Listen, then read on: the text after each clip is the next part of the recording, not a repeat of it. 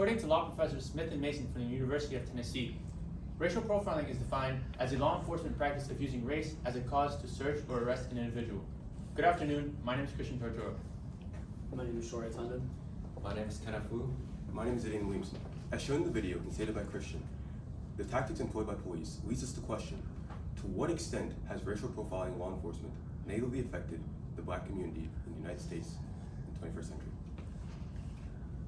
Our thesis is, the existence of racial profiling has evidently harmed the Black community as it leads to health issues and lasting community effects. Acknowledging the existence of racial profiling within law enforcement practices is crucial to a comprehensive understanding of the challenges faced by the Black community in 21st century United States. According to this table from an academic journal from the University of North Carolina by Baumtauger and his colleagues, the variation in search, arrest, and fruitless search rates is shown with relevance to races.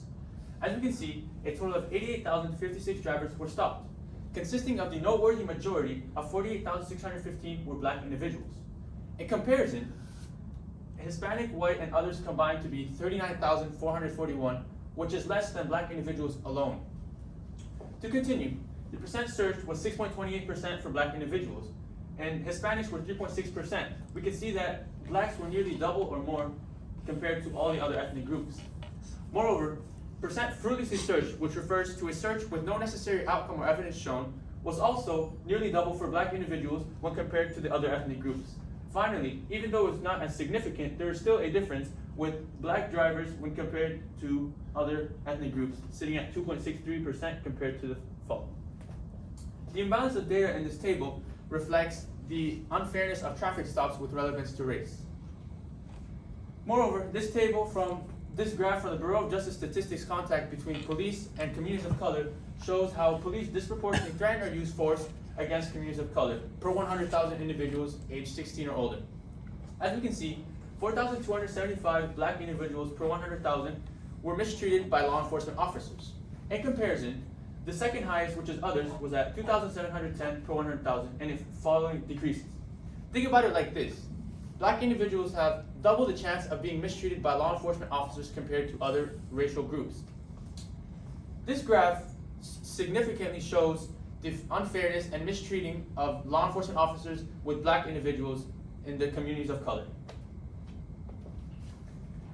Now to go into the negative mental and physical health aspects that racial profiling plays on the African American community. First off, as can be seen in this graph, African Americans make up around 12% of the United States' population. Now, according to Dr. Jeffrey Geller, a professor of psychiatry at the University of Massachusetts, data shows that this 12% makes up a disproportionate 33% of the inmate population in the United States. Data also showed that African Americans faced a 14% higher severity of distress, a 13% higher severity of depression, and a 16% higher severity of discrimination versus other inmates. As established by Christian's argument, racial profiling is clear and evident in today's society, and this is just one of the many negative effects that has happened on the African American community. Now, according to Dr. Abigail Sewell, a professor of health at Emory University, she states that people that live in communities of color are more likely to be searched by police officers, which leads to symptoms of obesity. Now, as can be seen in this table, 66% of obese women and 34% of obese men report discrimination, weight-based discrimination. And according to Dr. Michael J. McFarland, a professor of health and science at Florida State University, he finds that this obesity and higher waist circumferences are factors that police officers play into racial discrimination. This is a clear correlation. This is quite simple. There's a clear correlation between being of color leading to higher obesity rates, which leads to police officers racially profiling other individuals based off their weight. Along with Shore's argument, the use of racial profiling has also worsened the relationship between Black community members and white officers. As you can see in this image right here, despite looking at the same human being, the two men see differently as they are focused on the color of their skin. According to According to Hannah Copper, professor in the Department of Health at the Rollins School of Public Health, police actions routinely undermine local social cohesion and led to considerable stress. As black community members become stressed out from racial discrimination, an environment of fear is created, leading to misunderstandings and a lack of coordination with the police officers. Additionally, Drew De Silva, senior writer from the Pew Research Center, provides a graph displaying how blacks are half as likely as whites to have a positive view of police treatment. For example, 75% of whites think that police officers treat racial groups equally, whereas only 35% of blacks think so. When there's a belief that officers treat racial groups equally, trust is eroded between the officers and the blacks. This can lead to conflict. The solutions that we have discovered to help us solve the issue of racial profiling in law enforcement is to enforce the reasonable suspicion policy. Reasonable suspicion is not probable cause, and enforcing this policy will prevent an officer from escalating a situation such as a traffic stop without strong, arguable reasoning. The limitation to the solution is that reasonable suspicion and probable cause are very similar, and there's a very fine margin to what constitutes as a probable cause, which will then allow you to escalate a situation further. So it is difficult for a department to enforce. The second solution is having harsher repercussions for police errors. Too often, police can commit fatal errors while still remaining in the police force afterwards. Dire consequences need to be written out in the law, similarly to if a criminal were to commit a crime. The limitation to this solution is that it is subjective in the eye of a judge what constitutes as a punishable offense and how harsh a repercussion should be for said offense.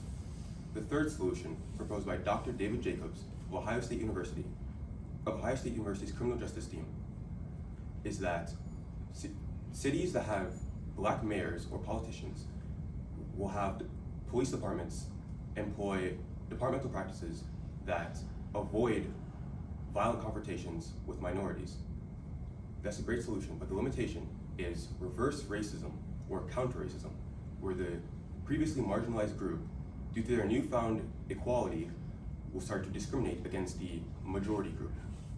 So the solution that we have gone with is that harsh repercussions for false arrest, excessive use of force, and civil misconduct from police officers. Harsh repercussions and penalties seems to be the most optimal way for us to take a step in decreasing the appearance of racial profiling in law enforcement. Thank you for your time.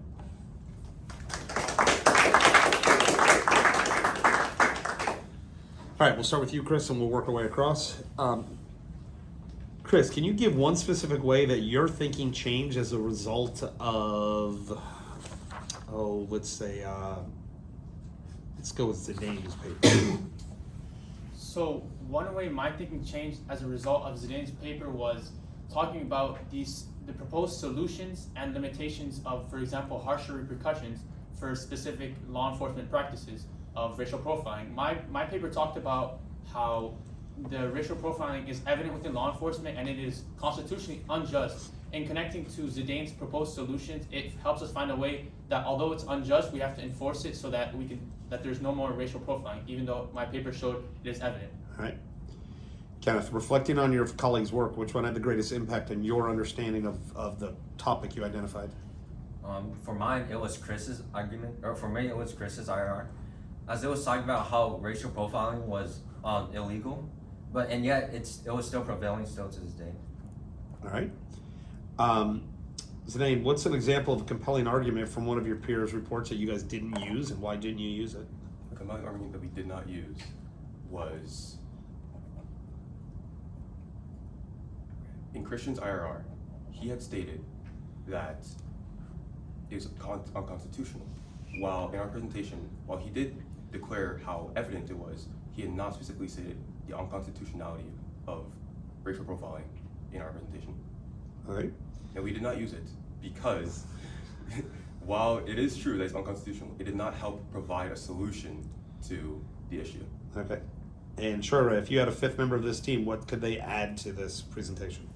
I think what we could have added really well was the efficiency of racial profiling, as evidence that we found clearly showed that racial profiling did not actually lead to lower crime rates in communities, and crime rates were just as high as ever. You guys are done.